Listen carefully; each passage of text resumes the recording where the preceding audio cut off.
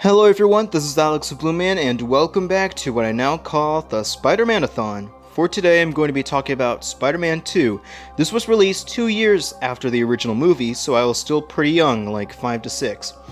I did not expect the original to get a sequel. Viewing a preview for it brings me excitement, obviously, mainly for the villain, which is Doc Ock. With that said, did this movie swing higher, or did it get caught in a mechanical arm? Let's figure it out. As with the previous videos, this will contain some spoilers, so don't watch this if you haven't seen the movie yet. In the movie, it focuses on the consequences of being a superhero. Peter is failing his grades, MJ is moving on without him, he fails to hold on a job, and goes up against a new villain, which is Doc Ock. For the positives in terms of the main arc, it was very deep in a saddening way. The struggles, the cons, they're all real with this one. And I feel sorry for Peter in all the steps of the way, especially when his powers began to not work due to lacking the focus. At least that's my assumption. But for one moment, he proved that he still tries to be a hero even without the suit and the powers, which is rescuing a little girl from a fire. That was a brilliant and selfless scene that can be inspiring. For my favorite moments, I still love the opening sequence of the movie. The same type of layout and music, but I thought it was a good thing to show the audience that this is still connected to the original movie. The scene where the Asian lady plays the 60s theme song with a violin was pretty funny, but in a good way.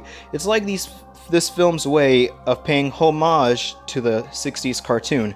Another funny moment I like was after the webs don't work for the first time, Peter takes an elevator, and the whole scenario with him and some guy in a suit I find pretty awkward, but in a funny way.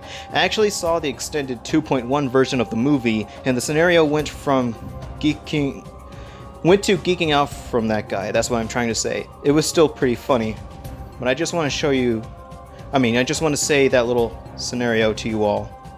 There are a lot of moments I really like from this movie. If there are any sense of flaws, it would be that moment with a potentially drunk Harry slapping Peter twice at a public party. It felt just cringy, and I was like, man, calm down, you're making a scene. But then again, that is just a minor nitpick from me. For the characters, starting with Peter Parker / Spider-Man, as I said before, this movie focuses on the consequences of what's around him from taking the role of a hero. It's like a monkey's paw type situation. Everyone pretty much strays further away from him, and his arc is about him thinking of running away from his responsibility, but no matter what, this is his destiny. That's pretty much one of the biggest reasons why I love this movie more than the original. Harry Osborn is more different since the end of the last film. There are two sides of his character, supportive and vengeful.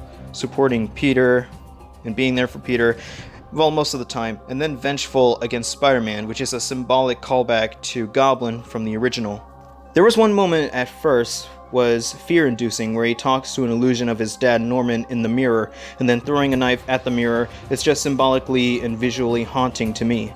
For MJ, she is the same as the previous film. Throughout her involvement, she's trying to move on from Peter by being engaged to Mr. James's son. Ugh. I really liked her most in the final scene of the movie, that her love for Peter, whom she later finds out is Spider-Man, grows stronger, and that's what I call love and loyalty. For May Parker, she continues to make me feel sorry for her. Loneliness is what I can describe for her in the movie. It's just saddening. Mr. Jameson is still the same, but one funny moment I like from him is he finally started thinking of Spider-Man as a hero, but then Peter off-screen stole the suit back from Jameson, ticking him off. His reaction was just over-the-top type of hilarious. Someone should definitely make a meme out of that moment. Well, I guess it already did, but it was from a different scene. And now finally the villain, Doc Ock. He is not only a great villain, but also a great addition to the movie. This and the PS4 game proves why he's one of my favorite Spider-Man villains, if not my most favorite Spider-Man villain. I think I should make a video off of that. But anyways, he's not some generic mad scientist. After a freak accident which killed his wife, his mechanical arms became sentient and convinced him to build a larger version of the machine of his project. There was one moment with him in the hospital where the arms act on their own, beating up and potentially killing the doctors, and it was terrifying, my goodness. In the end, he finally redeems himself and destroys the machine, causing him to drown and die, which makes me feel even more sorry for him. But I will say this, he died with any little honor and humanity he had left. Now, Peter's arc and the villain is what mainly makes this movie very memorable to me. Also not as cheesy as the last movie, despite a couple of comedic moments here and there that can be cringe, well, only one moment, but the main two aspects outweigh them by a landslide. And also the ending song, that's a bonus from me. If any of you haven't watched this movie yet, what are you waiting for? Get it on Blu-ray and go watch it, because I personally recommend it. I'm going to give Spider-Man 2 a 9.8 out of 10.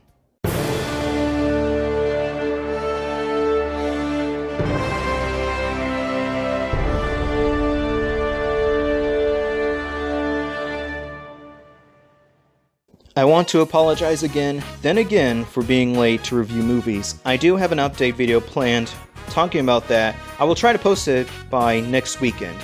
It will also be about the next pieces of content that I'm planning recently, which I'll also explain. And obviously, my next review will be for Spider-Man 3, so be on the lookout for all of that.